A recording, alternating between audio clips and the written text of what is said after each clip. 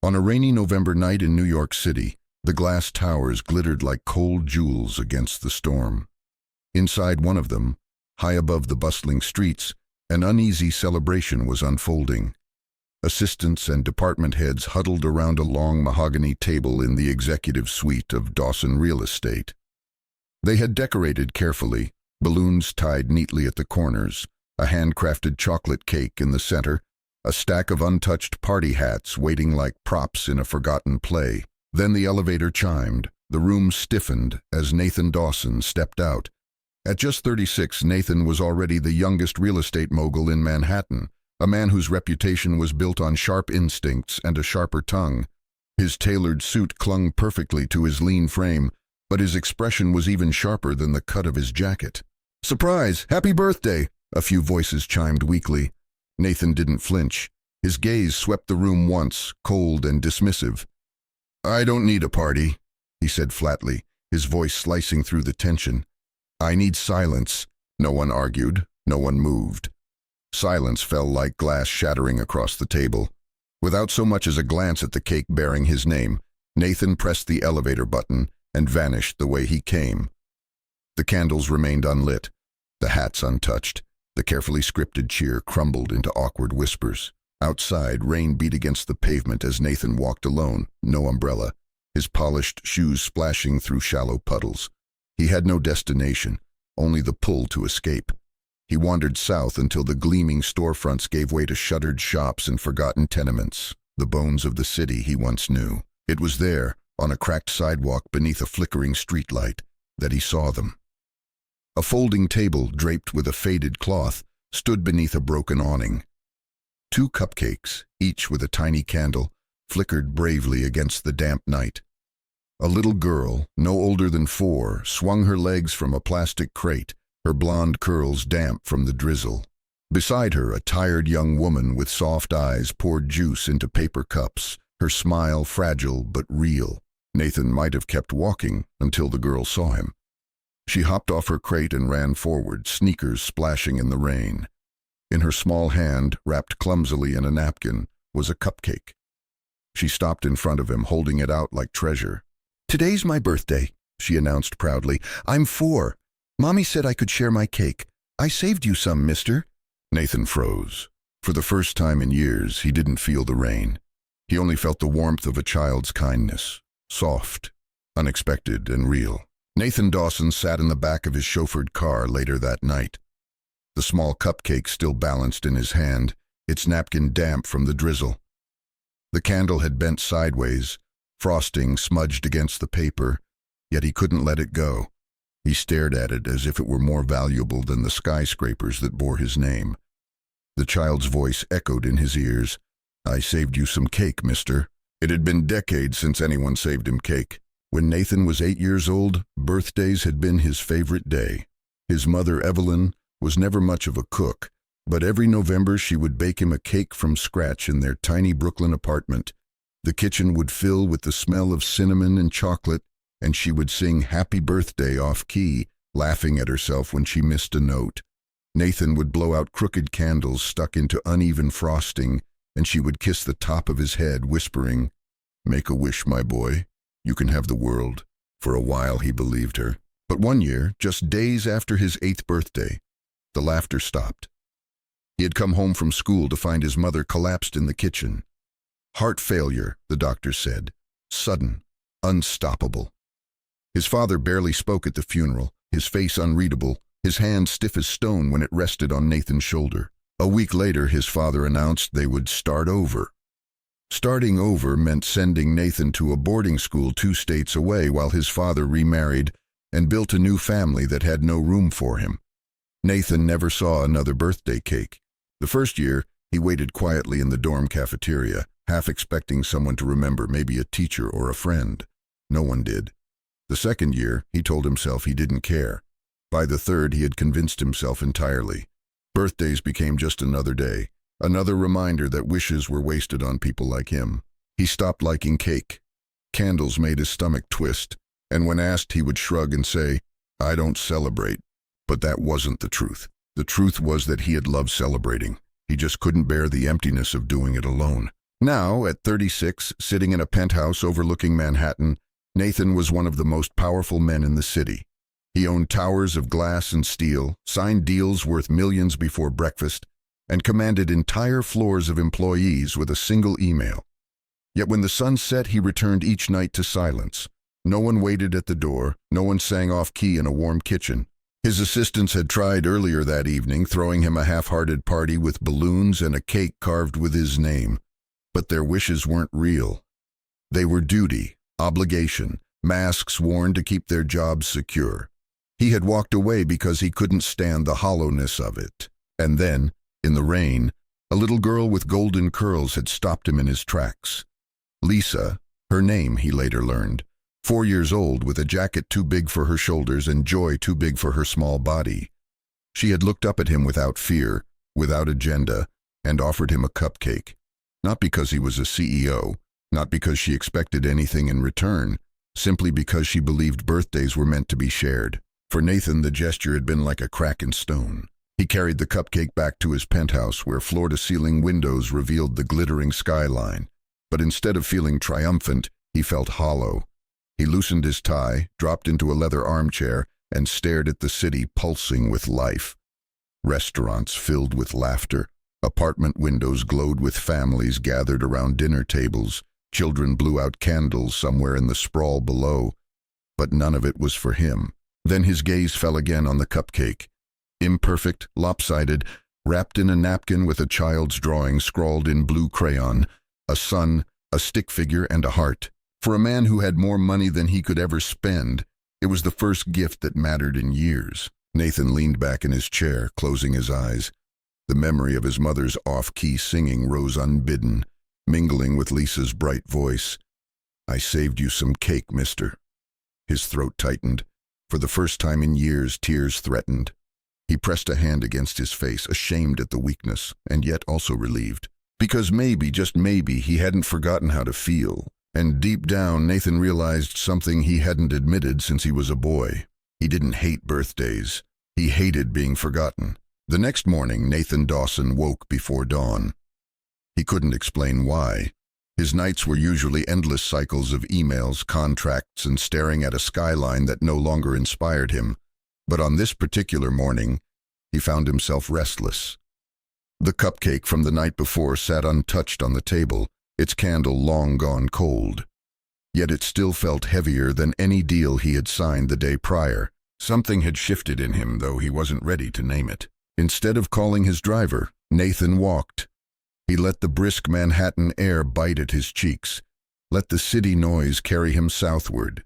He wasn't sure where he was going, until the smell of fresh croissants and strong coffee pulled him toward a small cafe tucked between a laundromat and a corner store.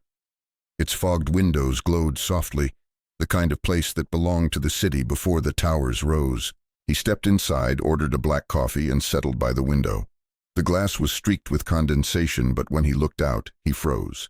There she was, the little girl from the night before. Lisa sat at a small table outside, her blonde curls bouncing as she stirred a cup of cocoa with both hands. Across from her, her mother sat with a thin coat pulled close against the morning chill. Her golden hair was tied back in a low bun, strands falling loose around her tired but kind face. She was reading something to Lisa, her voice soft and steady despite the noise of passing buses. Nathan felt a pull in his chest he hadn't expected. For a moment he considered leaving before they saw him. Men like him didn't belong in scenes like that. Warmth, laughter, care. He was a man of glass towers and contracts, not crayons and cocoa. But then Lisa spotted him. Her face lit up like a candle. In an instant she wriggled out of her mother's lap, pushed open the cafe door, and darted inside with the fearless energy only children carry. "Hi again, mister," she chirped, stopping in front of him, her cheeks flushed pink from the cold. Nathan blinked. "Hello?" She grinned proudly, pointing at him with one small finger. "You're the man who didn't have cake, so I gave you mine. That makes you—" She paused for dramatic effect. "Mr. Cake." The words tumbled out so earnestly that Nathan almost laughed. Almost. His lips curved into something unfamiliar, small and unpracticed, but real. Behind her, the woman entered, catching her breath. "Lisa," she said gently, her voice firm but not harsh. You can't just run off like that." Then she looked up and her eyes met Nathan's. Recognition flickered instantly, followed by a flush of color in her cheeks. "I'm so sorry," she said quickly. She remembers faces better than names. Nathan shook his head, still wearing that faint, surprising smile. "It's all right. She gave me the only real birthday I've had in years." For a moment, the woman, Claire, he remembered hearing the girl say, looked caught off guard. Her lips parted as if she wanted to reply but didn't know how. Then Lisa tugged at his sleeve, interrupting the silence. "Come sit with us, Mr. Cake. Mommy made toast with jam." Nathan hesitated. His life was measured, controlled, every minute accounted for by assistants and schedules. Sitting down at a wobbly cafe table with a stranger and her child had no place in his routine, and yet he found himself standing, following Lisa out into the crisp morning air. The table was small, the chairs uneven. Claire shifted to make space as Lisa proudly pushed a plate toward him. 2 slices of bread toasted unevenly, slathered with jam that bled across the edges. It was nothing like the elaborate meals Nathan's chefs prepared, but somehow it felt more inviting. He sat, awkward at first. Lisa immediately resumed stirring her cocoa, humming under her breath. Claire glanced at him from across the table, her eyes guarded but not unkind. "Thank you for humoring her," she said softly. Nathan cleared his throat. "It's not a burden." He paused, then added with unusual honesty, "She reminded me of something I'd forgotten." Claire tilted her head, curiosity flickering in her gaze, but she didn't press. Instead, she passed him a paper cup filled with coffee she had bought earlier, the steam curling in the cold air. He accepted it with a nod. For a few minutes, silence stretched between them. But it wasn't uncomfortable. Nathan found himself watching Lisa dip her toast into her cocoa, giggling at the mess she made. Claire reached over with a napkin, gently wiping her daughter's chin, her movements tender, practiced. It struck him then, the contrast. In his world, everything was polished, perfect, orchestrated. Here, nothing was perfect. The bread was uneven, the cocoa lukewarm, the chairs crooked. And yet this little corner of the city felt more alive than his penthouse 60 floors above the streets. Lisa looked up at him suddenly, her blue eyes sparkling. "Do you like jam, Mr. Cake?" Nathan blinked. "I suppose I do." She giggled. "Good. Then you can be our friend." Claire chuckled softly, shaking her head. "Lisa," she murmured, embarrassed. But Nathan only smiled again, a little wider this time. "I'd like that." And as he sipped the too sweet coffee from a paper cup, Nathan Dawson, CEO, billionaire, man of glass towers, realized that for the first time in years, he didn't feel like a stranger in his own city. He felt seen, not by shareholders, not by board members, but by a little girl who had saved him cake. The following week, Nathan Dawson found himself doing something entirely foreign to him, waiting. Not for a board member, not for an investor, but for the moment Claire Evans would walk through the polished glass doors of Dawson Real Estate. He had discovered she worked there as a janitor. The knowledge unsettled him in ways he hadn't expected.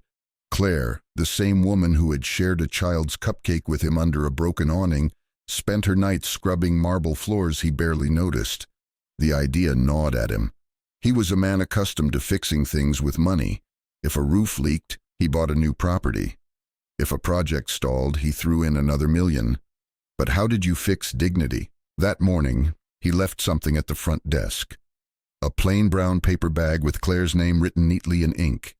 Inside, a lavender fleece jacket in Lisa's size, a brand new box of crayons, coloring books filled with fairy tale castles, and a bottle of children's vitamins. It wasn't charity, he told himself. It was simply kindness. Hours later, in the glow of the security cameras, Nathan saw her find it. She opened the bag in a supply closet, her hands trembling slightly as she touched the jacket, flipped through the coloring books, read the label on the vitamins. For a fleeting second, her expression softened, her eyes glistening with what looked like gratitude. Then, to his shock, she closed the bag, resealed it with tape, and walked it right back to the front desk. When the receptionist looked confused, Claire smiled politely but firmly. "We may not have much," she said quietly, "but I want my daughter to grow up proud." Nathan watched the playback again and again that evening, the words echoing through him. "We may not have much, but I want my daughter to grow up proud." It stung, but not in anger. He wasn't used to being refused. People clamored for his attention, his money, his influence. But Claire Evans had looked straight at his offering and said no. Not with bitterness, not with shame, with dignity. The next time he saw her was on the rooftop garden of his building. He had arranged for security to let Lisa up, while Claire worked her weekend shift. The garden was rarely used, a hidden oasis of lavender, bamboo, and raised beds of herbs against the Manhattan skyline. Lisa squealed with delight, running barefoot through the grass, her curls bouncing as she chased butterflies. Claire stood with her arms folded, watching her daughter with a mixture of amusement and protectiveness. Nathan lingered a few steps away, hands in his pockets, oddly nervous. "This place is beautiful," Claire said softly, breaking the silence. "I thought she might enjoy it," Nathan replied. Claire turned to him, her eyes steady. "I appreciate what you're doing, but you don't need to." He shrugged, trying to downplay the weight in his chest. "It's nothing." "That's the thing," she said gently. "To you it might be nothing, but to us, it's everything. And if we accept everything from a stranger, we lose a part of ourselves." Nathan studied her face. There was no accusation, no anger, only truth. Her voice trembled slightly, but her gaze didn't falter. Strength radiated from her, not the kind forged in boardrooms, but the kind born of surviving storms without an umbrella. "Then maybe," he said quietly, "I can be less of a stranger." Claire's lips curved into the smallest smile. Not surrender, not invitation, just acknowledgement. She turned back to Lisa, who was now picking dandelions as though they were treasure. For Nathan, the moment struck deeper than any corporate victory. He realized he had misjudged kindness. To him, it had always been a transaction, something given, something received. But Claire showed him something else. That real kindness wasn't about erasing someone's struggle with gifts. It was about respecting their fight to stand tall despite it. That night, Nathan returned to his penthouse. The city sprawled below, glittering like a prize he had already won and no longer wanted. On his desk sat a crystal decanter of scotch, a pen worth thousands, and a leather folder of contracts ready for his signature. But his eyes drifted instead to the simple napkin still tucked in his drawer, the one Lisa had wrapped her cupcake in, a child's drawing of a sun, a stick figure, and a heart scrawled in crayon.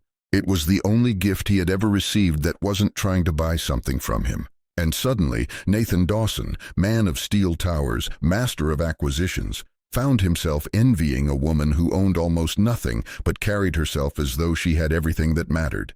For the first time in his life, he didn't want to fix, he wanted to learn. The following Thursday began like any other. Claire Evans arrived at Dawson Real Estate before sunrise, her shoes still damp from the morning rain. She tied her golden hair into a loose braid, wheeled her cleaning cart into the gleaming lobby and set to work. For years now she had learned how to move invisibly, quiet steps, efficient hands, never touching what wasn't hers. By 8 a.m., Claire had finished the 60th floor and was about to head down when she noticed a cluster of executives gathered near the boardroom. Their voices were sharp, hushed, carrying an edge of accusation. She lowered her gaze and kept walking, but a knot began to form in her stomach. At noon, while wiping down counters in the lounge, the head of security approached. His tone was clipped, cold. "Claire Evans?" She straightened, confused. "Yes?" "You need to come with me." In the HR office, two men waited, her supervisor and a property manager. On the table sat a report, a log of entries into Nathan Dawson's private office. The words hit like a blow.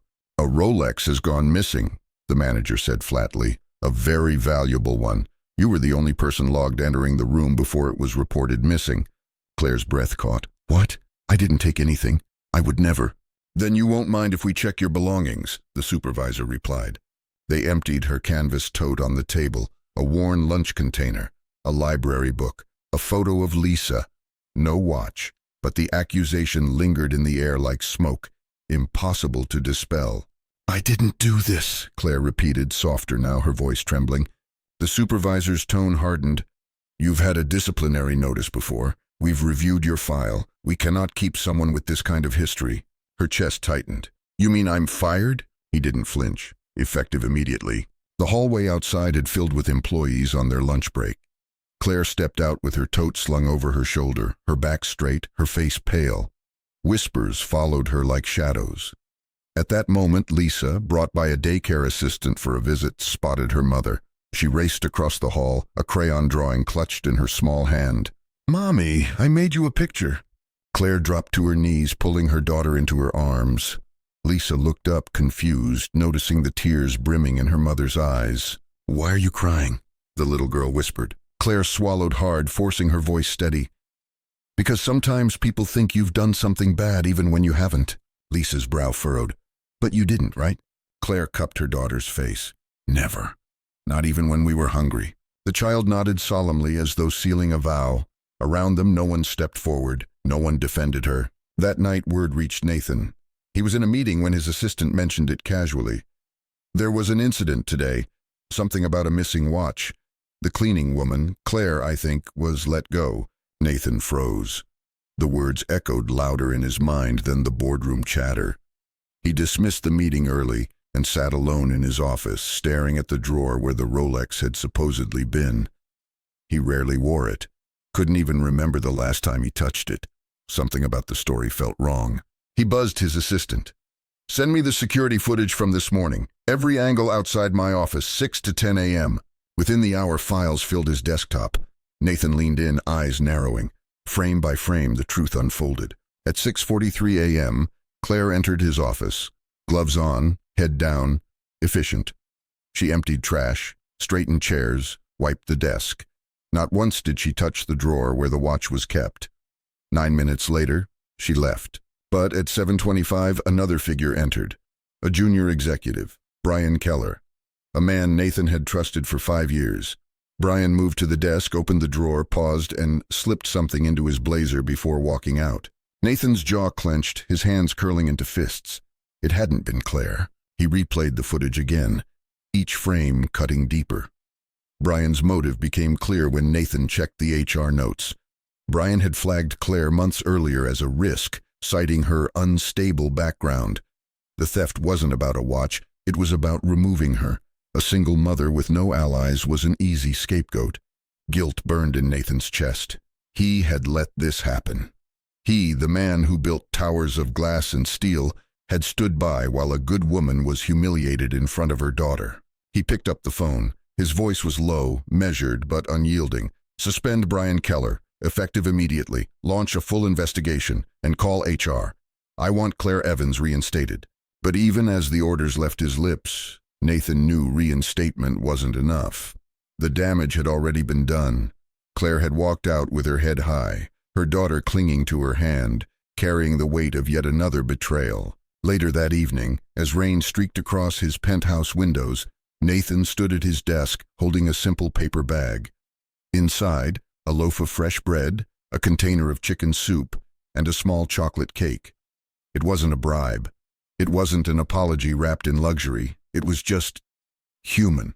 He didn't know if Claire would open the door when he knocked. He only knew he had to try. Because for the first time in years, Nathan Dawson, the man who thought he had everything, realized he had failed at the one thing that mattered most: protecting the people who deserved it. The night was heavy with rain, the kind that blurred city lights into streaks of gold and silver. Claire Evans pulled her cardigan tighter around her frame as she walked briskly down the cracked sidewalk toward her apartment building. She had just finished another shift at Dawson Real Estate, though now she was technically terminated. It felt strange returning to clean the place where she'd been humiliated, but rent didn't wait, and neither did the pantry. Tonight she had taken a temporary job at another office downtown. Her feet ached, her eyes burned with fatigue, but all she could think about was getting home to Lisa. The streets were quieter than usual, shadows stretching long under the flickering lamps. That was when she heard it, the echo of footsteps behind her. At first she told herself it was nothing, just another late commuter. But when she turned the corner, the sound followed. Deliberate, heavy, her pulse quickened. She glanced back. A man emerged from the alley, tall, hooded, moving with purpose. Before she could reach the door of her building, he caught her arm and yanked her against the wall. "You think you can just disappear, Claire?" His voice was sharp, menacing, familiar in the worst way. Her chest seized. Michael, the man who had once promised her the world, only to bury her under debts and betrayal. "Where's my money?" he hissed. Claire struggled, trying to wrench free. "I don't owe you anything, not anymore." He slammed a hand against the wall beside her head. "Don't lie to me." his other hand raised, curled into a fist. "Hey!" The voice cut through the rain like thunder. Both of them turned. Nathan Dawson was striding down the sidewalk, a paper bag in his hand now dropped into a puddle, spilling cookies and a book he'd promised Lisa. His tailored coat was already soaked through, but his focus was singular, locked on the man holding Claire. Michael sneered. "And who the hell are you?" Nathan didn't answer. He moved faster than either expected, barreling into the man and knocking him away from Claire. They crashed to the ground, fists flying, the sound of bone meeting bone echoing through the narrow street. Nathan grunted as a blow landed on his shoulder, but he shoved back hard, adrenaline pushing him forward. Michael cursed, scrambling to his feet, and fled into the shadows, disappearing into the maze of alleys. Nathan staggered upright, clutching his shoulder, blood staining the fabric of his sleeve. Claire rushed to his side, breathless. "You're hurt." "It's nothing," he muttered, wincing. "Just my shoulder." She slipped an arm around him, steadying his weight. "We need to get you to a hospital." An hour later, they sat together in the sterile light of the ER waiting room. Nathan's jacket was gone, his white shirt torn at the shoulder, a fresh bandage wrapped tightly. He looked oddly vulnerable, no longer the untouchable CEO, but a man who bled, who fought, who stayed. Beside him, Lisa perched on the edge of a chair far too big for her, swinging her legs. She had been asleep when Claire called a neighbor to watch her, but insisted on coming the moment she heard what happened. Now she leaned against Nathan's good arm, her head resting gently against him. "You're not crying," she whispered, tilting her face up toward his. Nathan gave a faint smile. "No, I'm okay." Lisa studied him for a moment, then reached up with her tiny hand and touched his cheek. "You can cry if you want. Don't worry, you're not alone anymore. You have us." Her words struck deeper than any punch Michael had landed. Nathan blinked, and to his own surprise, tears slid silently down his face. Not loud, not broken, just steady, the kind of tears that had been locked away for decades. Claire sat on his other side, her hand finding his without hesitation. She didn't speak. She didn't try to stop the tears. She just held on. In that cold hospital waiting room, with fluorescent lights buzzing overhead and the smell of antiseptic in the air, something unspoken passed between them. Nathan looked at Lisa, then at Claire, and felt the weight of years of loneliness shift, if only slightly. "I don't know what I'm doing," he admitted quietly, his voice rough. Claire's eyes shimmered, but her smile was gentle. "Neither do I, but maybe we don't have to know. Maybe it's enough that we're not doing it alone." Nathan stared at her, searching her face, and for the first time in years, he allowed himself to believe he could be more than just a name on a building. He could belong to something real. Later, as they walked back to Claire's apartment, Lisa's small hand tucked into his, Nathan felt the oddest sensation, a sense of home. Not the penthouse with its glittering skyline, not the boardroom with its polished mahogany, but here on a rain-slicked sidewalk beside a woman who had endured storms, and a little girl who saved him with a cupcake. And though Nathan didn't say it out loud, one thought settled deep in his chest. For the first time in a long, long while, I don't feel alone. A year passed, but for Nathan Dawson, time no longer felt like an endless blur of contracts, board meetings, and glass towers. Instead, the days found rhythm in laughter, in shared meals, in the warmth of a small family that had once seemed impossible. The Evans apartment, once dim and bare, now brimmed with life. The walls had been painted a soft cream, dotted with Lisa's crayon masterpieces and a few framed photographs Claire managed to save. A small bookshelf Nathan had built by hand now stood proudly in the corner, lined with Lisa's favorite storybooks and a few novels Claire had been too long denied the time to read. On the windowsill, houseplants stretched toward the sun, thriving under Claire's care. It was a Saturday in early spring. The city outside still buzzed and roared, but inside their little home, the world slowed.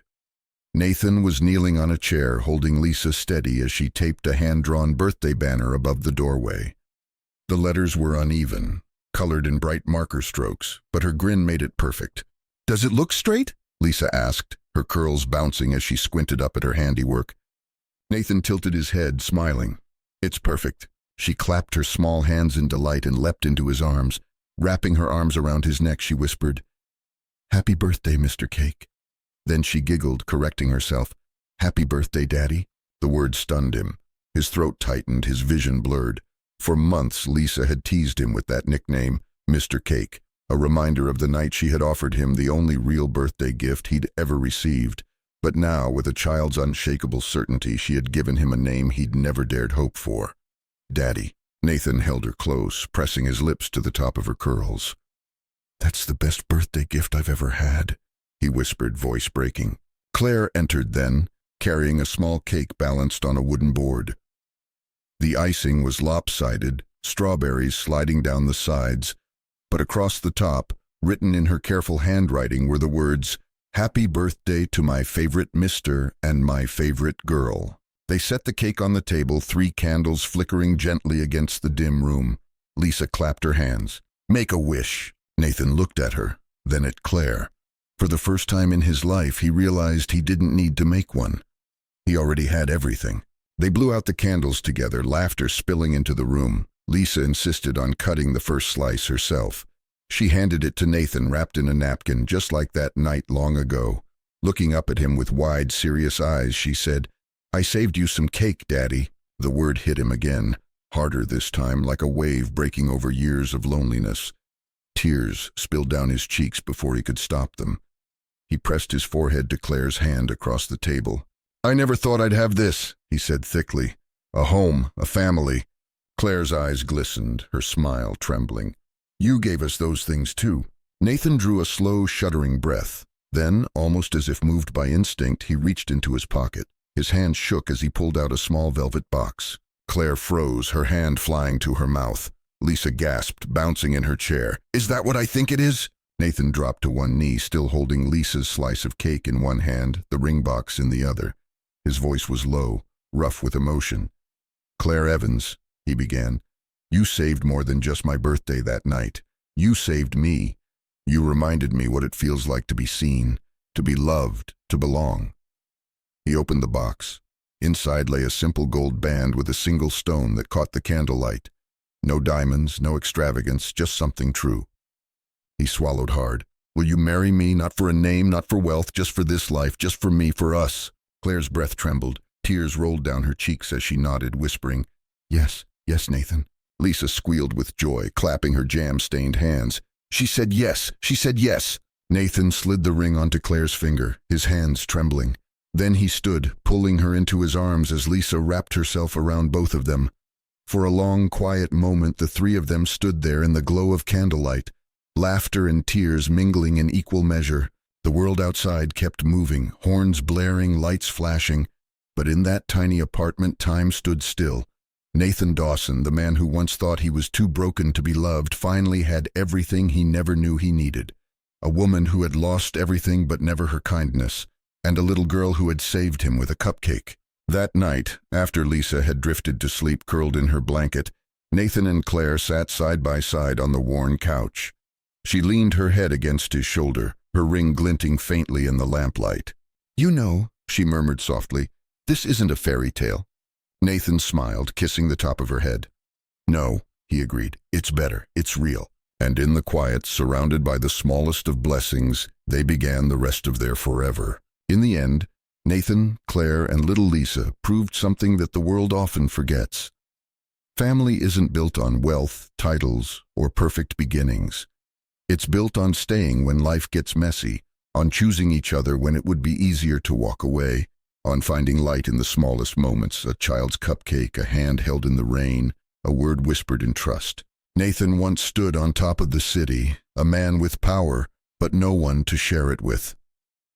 Claire once lived in the shadows, doing whatever it took to survive, protecting her daughter with nothing but dignity and courage. Lisa was just a child with crayons and hope, yet she was the bridge that brought 2 lonely souls together. What they discovered together is what we are all searching for in our own ways, a place to belong, people who see us not for what we've lost or what we've done, but for who we are and who we're becoming. Love doesn't always come in grand gestures. More often it comes quietly, in soup simmering on the stove, in bedtime stories told by tired voices, in the simple promise, "I'll stay." The lesson of their story is clear. You don't need the whole world to see you. You just need the right person not to look away. You don't need perfection to build a life worth living. You need courage to start again, and kindness strong enough to heal what was once broken. So, if you've ever felt invisible, if you've ever thought your story was too messy to be worth loving, let Nathan and Claire remind you, the smallest act of compassion can change everything. And sometimes the family you dream of doesn't come from blood or fortune, it comes from the ones who choose to stay. Now I want to hear from you. Have you ever had a moment where a stranger's kindness changed your life, even in a small way? Share your story in the comments. We'd love to read it. And if this story touched your heart, don't forget to like, subscribe, and turn on notifications so you won't miss the next tale here on Soul Stirring Stories, because the next story might be the one your heart has been waiting for.